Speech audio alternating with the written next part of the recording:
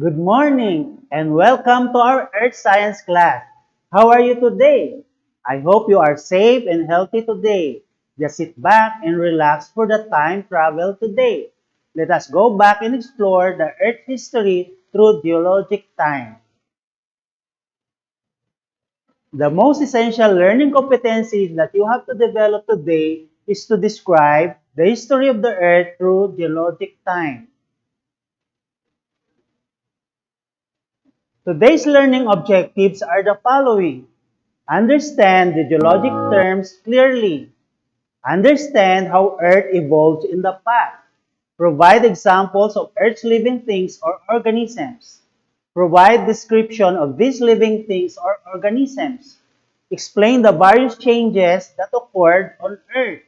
Explain the factors for the existence and extinction of some living things on Earth.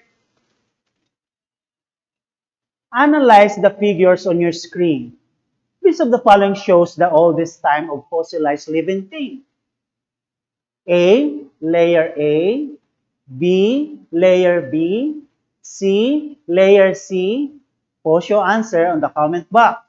You have 5 seconds to answer the question.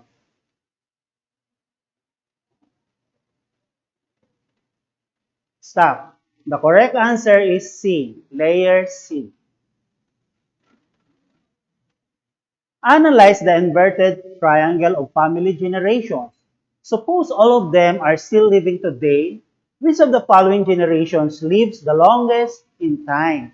A. Great-grandparents. B. Grandparents. C. Parents. D. Children. E. Grandchildren. Post your answer on the comment box. You have 5 seconds to answer this question.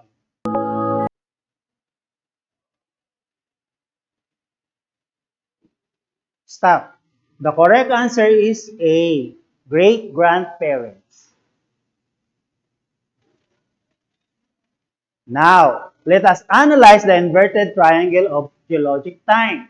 Which of the following is the longest time in the history of the Earth? A. Aeon.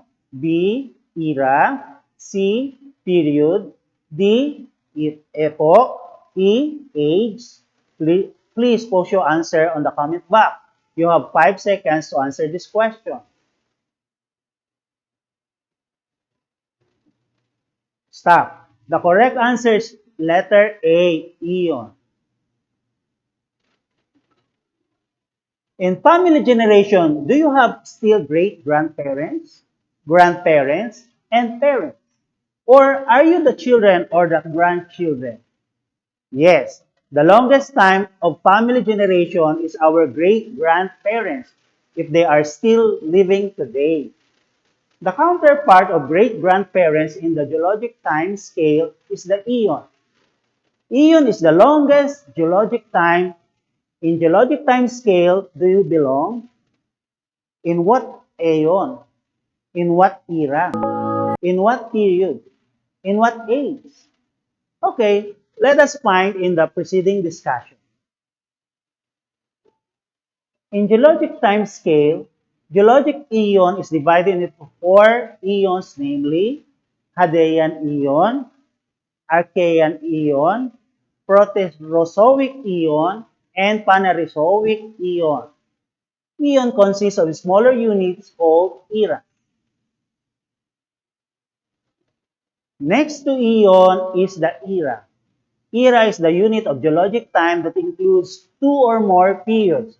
Example, Paleozoic era, Mesozoic era, and Cenozoic era. Next to era is period. Period is a unit of geologic time that is longer than epoch but shorter than era.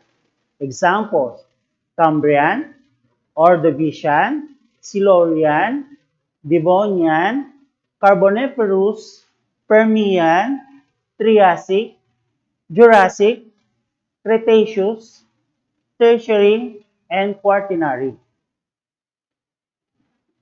Next to period is epoch.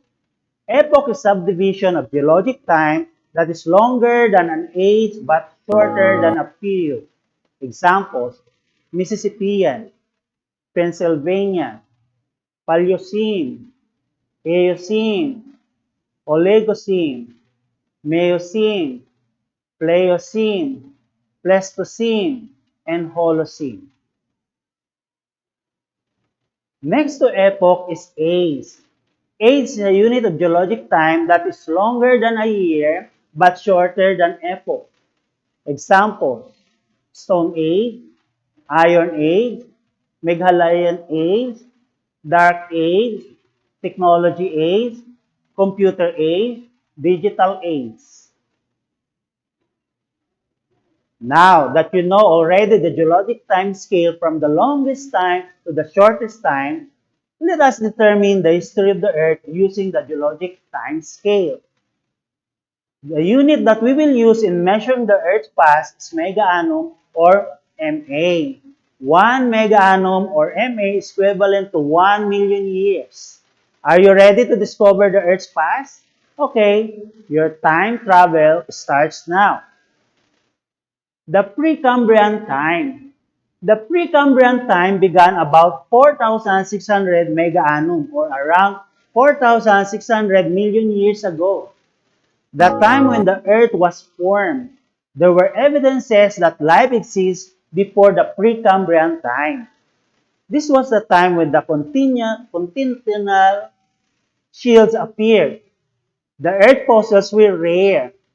Fossils found were remain marks of dead microorganisms on rocks.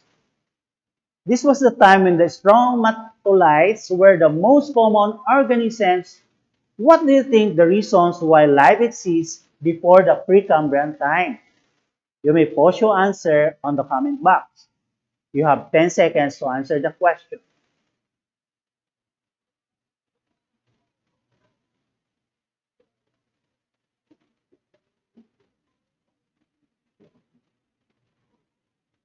In the Cambrian period during the Paleozoic era, in 542 mega-annum or 542 million years ago, these were the visible things on Earth during this time. Shield marine organisms were appeared. Trilobites and brachiopods were common organisms on Earth.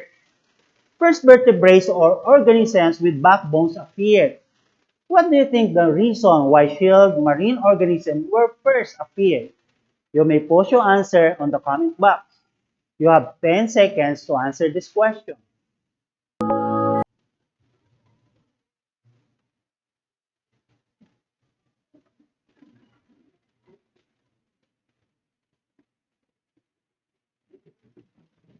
In the Ordovician period during the Paleozoic era, in 488 mega-annum or 488 million years ago, these were the things that happened during this time.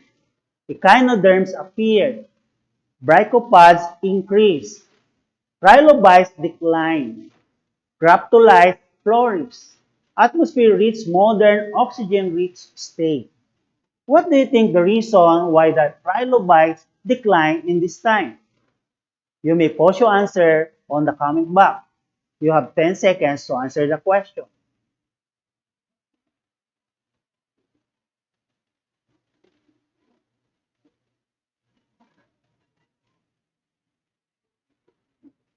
In the Silurian period during the Paleozoic era, in 444 mega-annum or 444 million years ago, these were the things that show up gradually during this time.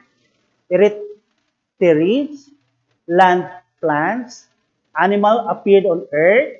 What do you think the reason why the land plants appeared first than animals? You may post your answer on the comment box. You have 10 seconds to answer this question.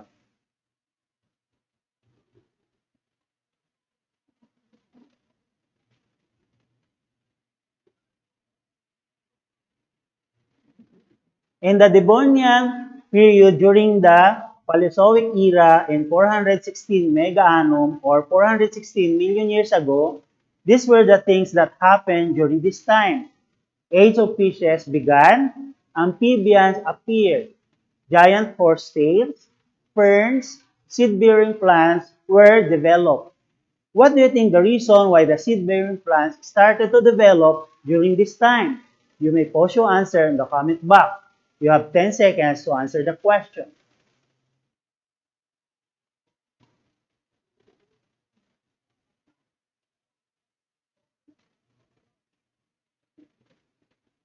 In the Mississippian epoch during the Carboniferous period under the Paleozoic era in 359 mega annum or 359 million years ago, these were the visible things on Earth during this time. Amphibian flores. Brachiopods were common in oceans. Forests and swamps covered most land. What do you think the reason why there were amphibians or animals that can live both in water and land during this time? You may post your answer on the comment box. You have 10 seconds to answer the question.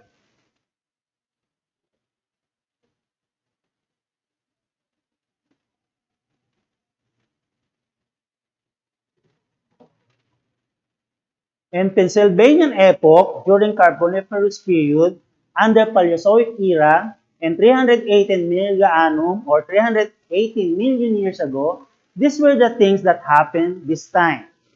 Giant cockroaches were common, same with dragonflies.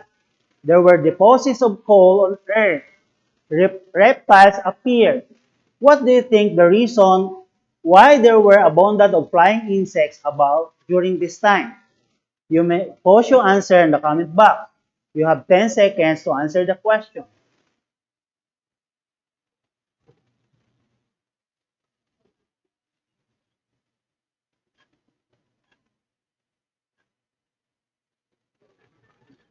In Permian period during Paleozoic era in 299 mega annum or 299 million years ago, these were the events that happened during this time. Pangaea came together forming a large single continent. There was a mass extinction of living organisms this time. Paleozoic era was ended here. What do you think the reason why many living organisms disappeared during this time? Let us answer the question that you can see on your screen. For question number 1, what would be the possible reasons on the mass extinction of organisms in this era? You may post your answer on the comment box. You have 10 seconds to answer this question.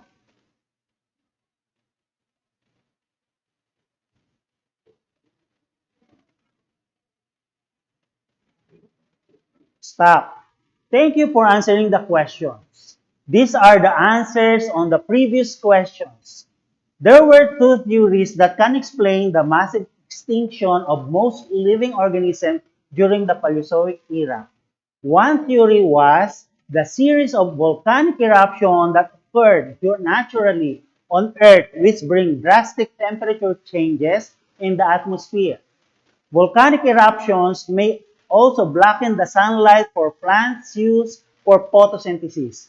Without plants, animals will die too. Another theory was the global climate change occurred during those times, not favorable for the living organisms to survive. Scientists believe that the possible reasons on the mass extinctions of organisms were the following. The first reason was volcanic eruptions on Earth's surface. Secondly, the drastic change in temperature due to volcanic eruptions. Thirdly, the change of climate globally that can affect the organisms. Lastly, the imbalance of ecosystem that can no longer sustain or can lower the survival rate of most living organisms on Earth.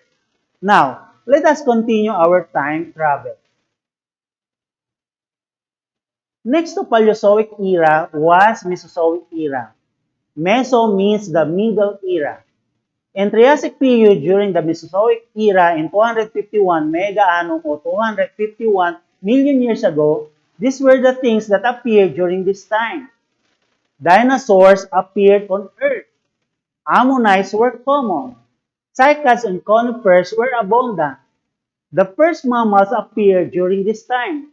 What do you think the reason why cycads and conifers were abundant in this time? You may post your answer in the comment box. You have 10 seconds to answer the question.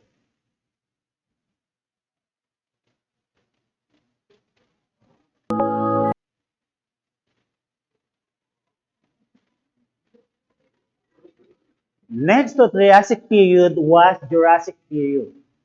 In the Jurassic period during Mesozoic era, in 200 mega annum or 200 million years ago, these were the visible things on Earth. Primitive birds were present. Dinosaurs were a dominant life forms, which means plenty of dinosaurs on Earth. Flying reptiles also appeared during this time. What do you think the reason why dinosaurs were plenty during this time? You may post your answer on the comment box. You have 10 seconds to answer the question.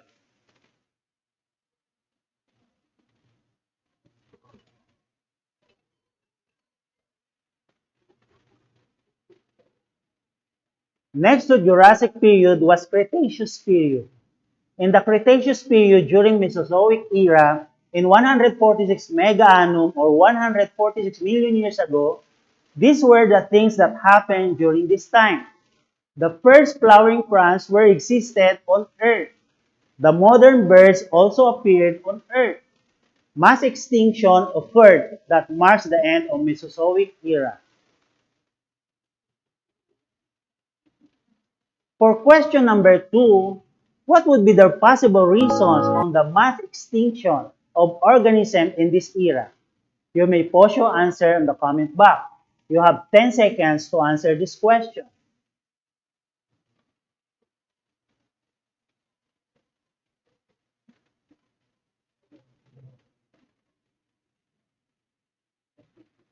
Stop. Thank you for answering the question. These are the answers on the previous questions. Scientists believe that the possible reasons of mass extinction of living organisms in this era were the following. Climate change that occurred on Earth, asteroid impacts that brought massive destruction and death, volcanic eruptions on the Earth's surface, loss of habitat of many marine organisms as well as land organisms. Now, let us continue our time travel. Next to Mesozoic era was Cenozoic era.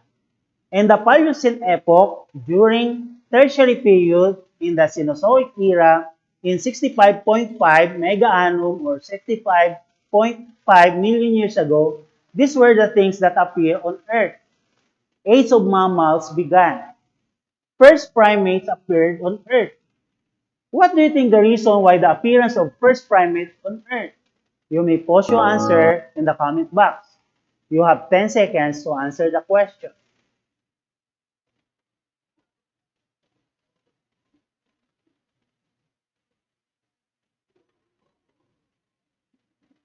Next to Paleocene epoch was Eocene epoch. In the Eocene epoch, during the Tertiary period in the Cenozoic era, in 55.8 mega annum or 55.8 million years ago, these were the visible animals on Earth during this time. Horses, flying squirrels, bats, whales appeared on Earth. What do you think the reason why more mammals appeared during this time? You may post your answer on the comment box. You have 10 seconds to answer the question.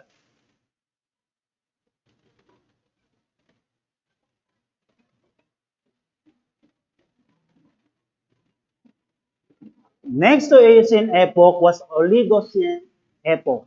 In the Oligocene epoch, during the Tertiary period in Cenozoic era, in 33.9 mega annum or 33.9 million years ago, these were the visible animals on Earth. Deer, pig, camel, cat, and dog appeared on Earth. What do you think the reason why there were more four-legged animals appeared during this time? You may post your answer in the comment box. You have 10 seconds to answer the question.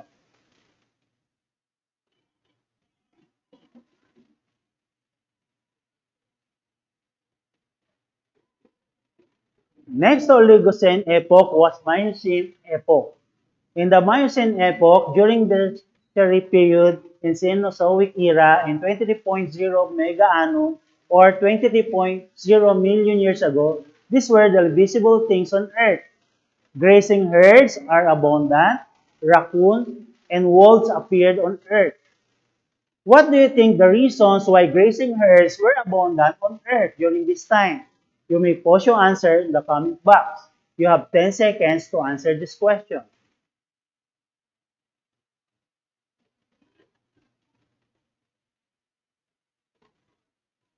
Next to Miocene epoch was Pliocene epoch.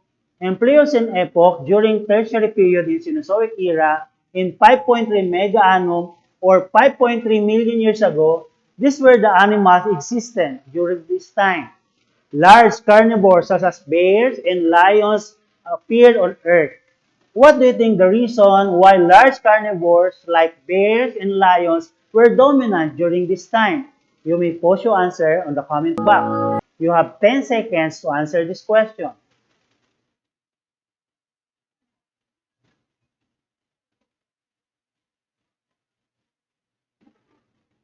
Next to tertiary period was quaternary period. In the Pleistocene epoch during quaternary period in Cenozoic era, in 1.8 mega annum or 1.8 million years ago, these were the things existed on Earth. Woolly mammoths, rhinos, and humans appeared on Earth. What do you think the reason why humans first appeared during this time? You may post your answer in the comment box. You have 10 seconds to answer the question.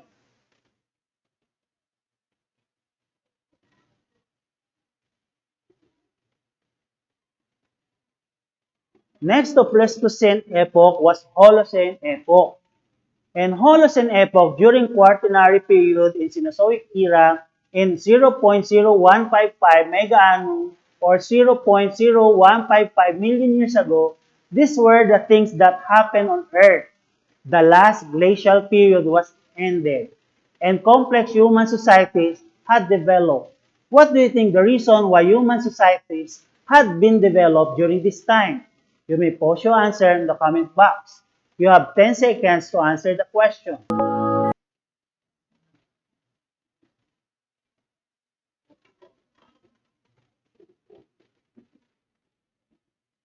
If complex human societies that have been developed throughout the years, did the human society develop uniquely? You may post your answer in the comment box. You have 10 seconds to answer the question.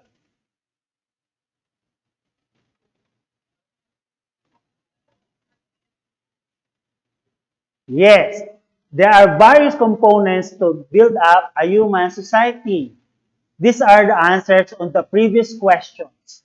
Humans need geographic location that has favorable weather and climate. Location that is rich in natural resources. Humans have demographic status such as ethnicity, population, and economy to work together as a team.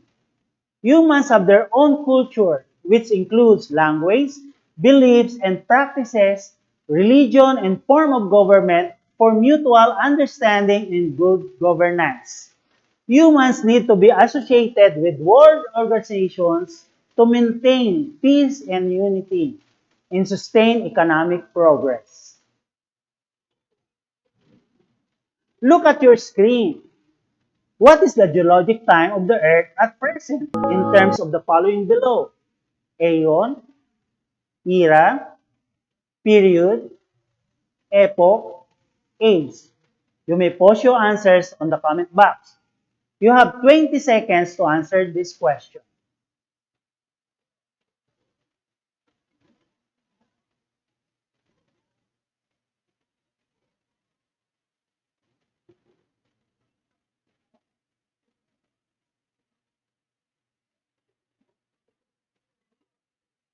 Stop. Thank you for answering the question. The geologic time of the Earth is Phanerozoic Aeon, Cenozoic Era, Quaternary Period, Holocene Epoch, and Meghalayan Age. Did you get the correct answers? Very good. Your time travel stops here. You must remember this. Our Earth has a great, rich, and remarkable past. The present of the earth will become the past in the future. Therefore, the responsibilities rely on you to make the earth's present and future be as great, rich, and remarkable as the past. Would you accept the challenge? Do you have any questions?